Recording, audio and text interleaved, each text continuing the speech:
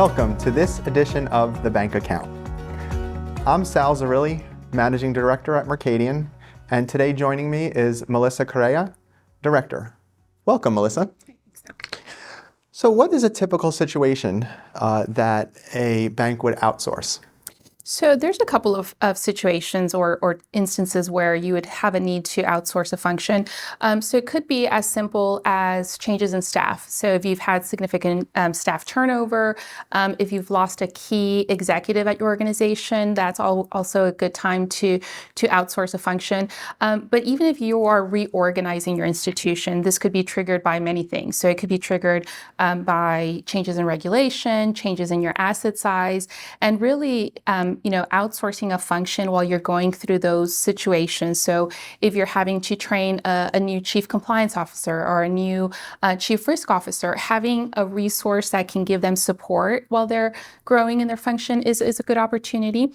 There's also instances where you probably would want to outsource when there's new regulations or new significant accounting standards that are coming out. I think if you have a partner who can help you implement these new rules, new regulations, who has seen best practices, I think that's a really good opportunity and timing for you to outsource a function.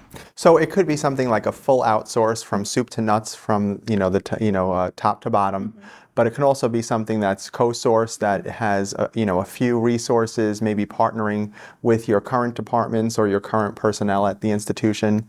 Or it could be simply as a staff augmentation, right? It could be, hey, I just need one staff to come in who knows this particular system or this particular regulation to assist us in our time of need. Right, and it really could be based on your overall strategies, right? So if it's, like you said, something that is temporary in nature or permanent in nature or long-term, short-term, I think, having that flexibility is important. Okay. And what are some of the benefits of outsourcing? So I think there's a lot of benefits. I think, primarily is being able to tap into a subject matter expert.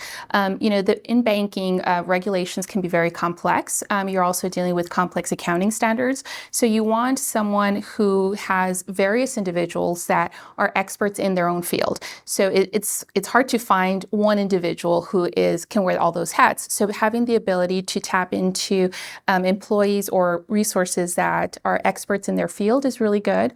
There could also be some cost benefits, right? So I think with the labor shortage, with the cost of trying to find staff, I think, being able to have someone in your offices within, a short time frame will save you money. And you could also save money on just, salaries and benefits, because you are bringing in someone just maybe for a temporary period.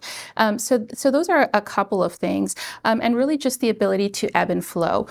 So we've seen this in some of our clients who are reorganizing a department. They're able to, pour in a lot of efforts into outsourcing, and then when they're ready to really take it in-house, then they're able to pull back. So having that ability is really important. And I think one of the key takeaways from the pandemic was the ability to work remotely, right? So all of this type of outsourcing doesn't mean you need the body physically on site. They could be working remotely, dialing into systems, doing their job, but from a remote facility. Exactly. And what type of reaction should we expect from the regulators, the examiners? So I think you can get a positive reaction if you do your homework. So I think if you document your due diligence, so when you outsource a function, you want to ensure that it's part of your third-party risk management process. You want to ensure that you've done due diligence on the firm you select, that you have a good plan, understand what functions they're going to be doing. So I think that can be very, very positive. And two, you want to ensure that you're able to show the examiners that this partner that you are using is a subject matter expert and they bring value to the organization. Because I think that's important, right? They want to ensure that you are not outsourcing risk, yet you're not outsourcing, decisioning. So I think if you're able to show the benefit of this relationship, you're able to show that they are experts, but that you're still retaining, the decision-making ability. I think that's key.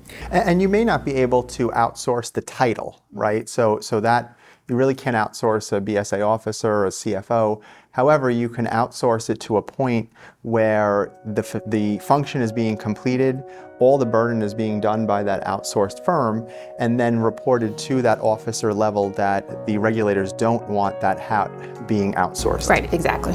Okay, well, appreciate your insight, Melissa, and for all of you for joining us for this edition of The Bank Account. Again, I'm Sal Zerilli and Melissa Correa.